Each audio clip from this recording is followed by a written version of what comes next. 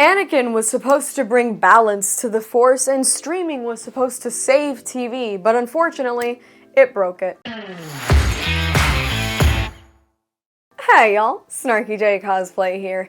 If you're like me, you probably feel like we have way too many TV shows being made on streaming. There's not just too many shows being made, but there's too little quality in some of these, and it also feels like nothing lasts because we get a constant mirage of new content that just comes along to be canceled. Shows on streaming get canceled way more than shows on TV ever did, just because it feels like on streaming so many people are throwing whatever they can at the wall to see if it sticks, and heaven forbid you get actually invested in any of it, because odds are it's not gonna last more than a season or two at most. I have a real love-hate relationship with streaming services, and while I didn't cancel Netflix because anything I liked got canceled, I canceled Netflix because I was sick of paying for a service that makes nothing but straight garbage. I've never opened Netflix in the past like 3 years and actually found something I wanted to watch in less than 45 minutes. And that is so not what they told us streaming was gonna be. The early hype about streaming was so different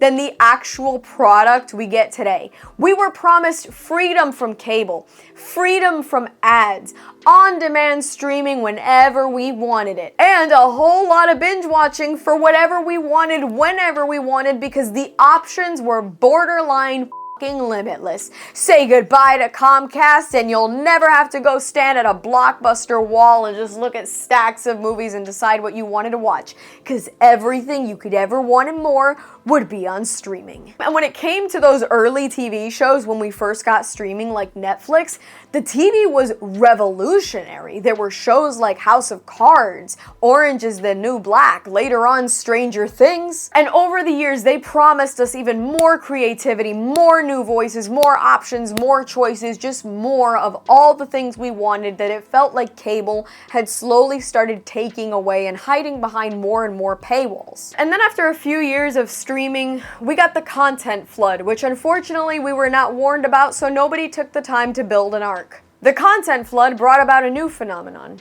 quantity over quality. Back in the day, all we really had was Netflix, and then we got Hulu, Paramount Plus, Amazon Prime, Disney Plus, any other number of them, I don't remember. Peacock, I think, is one of them, Tubi, I don't know. And so since all these streaming services were basically fighting for dominance, we got massive content dumps. I mean, they dumped content all over our asses. They were making movies, they were making TV shows. It's almost like if they were involved in a space race, and so every satellite was basically just a big hunk of shit they shot up there and hoped would work, and then we were just afloat in f***ing space junk. That's pretty much what happened, is that they were so hell-bent on being the guy to get the most out there that a lot of the stuff we get and got was shit.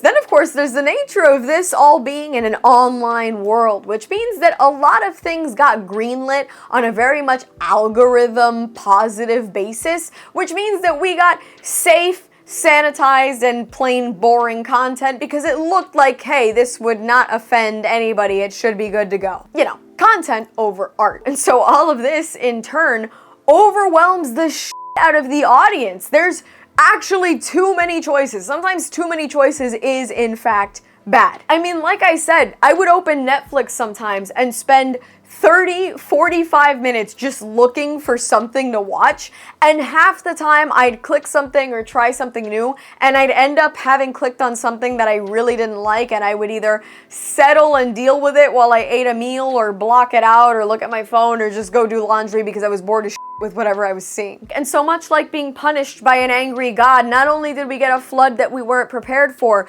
but then we got the cancellation plague. This plague was not a bunch of locusts up our crops or a bunch of frogs just running through town. What was that about? The whole thing is that they made so many things and then just canceled so many because they were like, oh, I was just throwing this at the wall to see if it stuck. 2 people liked it. Never mind.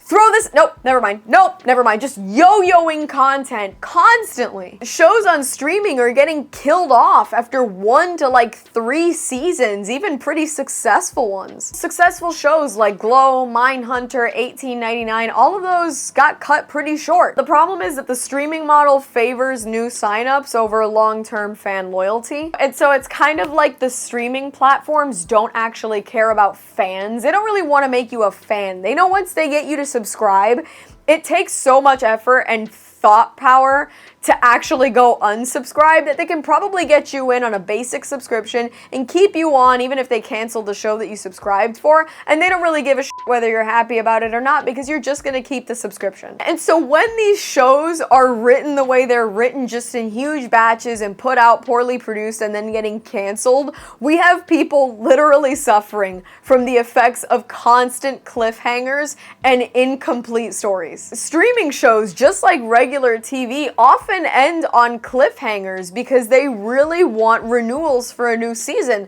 But since they're so rarely ever renewed, then fans are just left with an incomplete story. It used to be really rare when something would just be left on a cliffhanger and you'd never finish it. So many people to this day still talk about Firefly and how they wish they'd gotten more of it.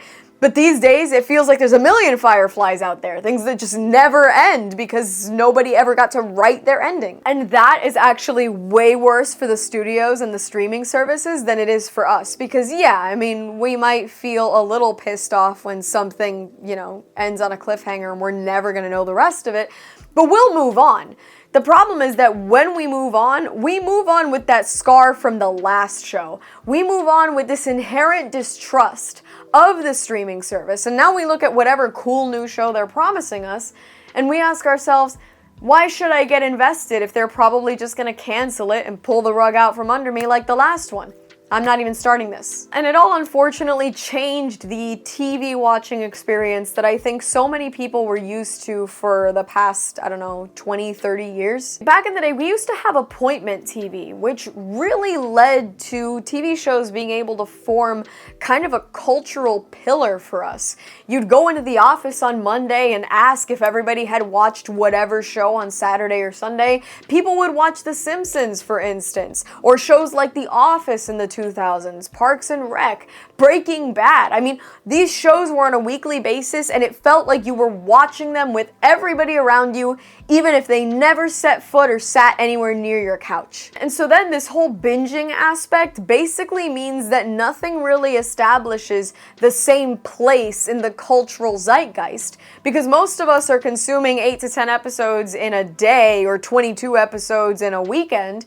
And now we really don't remember that much of it, and we have no interest in talking about it anymore because it's over. And that leads to everything feeling disposable. There's no community aspect, there's less discussion, and therefore it all happens in isolation. I think the last show that really felt like a must-watch event was Tiger King, and that was just because it happened to be released right when the COVID pandemic started. So when all of us were locked down in our houses, the only thing we had to do was watch Tiger King and commiserate with other people. That was the last must-watch together event, and to be honest, I miss weekly show releases. My dad and I spent years watching shows like The Middle, Modern Family, later on Curb Your Enthusiasm. We still watch one embarrassing Bravo reality TV show to this day that I'm not even gonna mention, but it was fun because we would know, like, hey, on Wednesday is this show, Thursday is this show, and Sunday we have this other thing. Unfortunately, I was born in 2000 and Netflix kind of came about during my adolescence, so I really didn't get to live through any weekly release shows other than the stuff that I watched when I was a kid. So I was kind of too young for the water cooler talk about whatever happened on the show on Friday night or whatever. But I think binge watching killed a lot of that hype, and it also did away with a lot of the community aspects of watching anything. And so the end result is that, yeah, in a way, streaming did give us more freedom like it promised, but it also gave us less trust, less connection, and way more disposable content. I don't know that streaming will ever reinvent itself, and to be honest, I see this only getting worse as streaming companies merge like Disney Plus and Hulu, other streaming companies completely disappear, and we now live in a world where even though we were promised that there would be no ads on streaming as all the commercials we had to deal with cable, now there's ads in the middle of any subscription service and you have to pay them even more money to get the better tiers. I don't think streaming is going to do anything but get worse for the next 5 to 10 years. And it sucks because it promised so much, but in the end it's been kind of a disappointment, and I almost miss the days of those old silver Comcast remotes. Streaming didn't just disrupt cable, it kind of broke the idea of TV itself. And that's all from me. I've been SnarkyJay. Thank you so much for watching. Please don't forget to like and subscribe. For more SnarkyJay, be sure to check me out on Instagram, and if you'd like to support me, this channel, and my content creation, do check out and consider subscribing to my Patreon for exclusive photo shoot sets and cosplay content. I'll add links to all of those in the description below. And let me know your favorite show on streaming that got canceled in the comments below.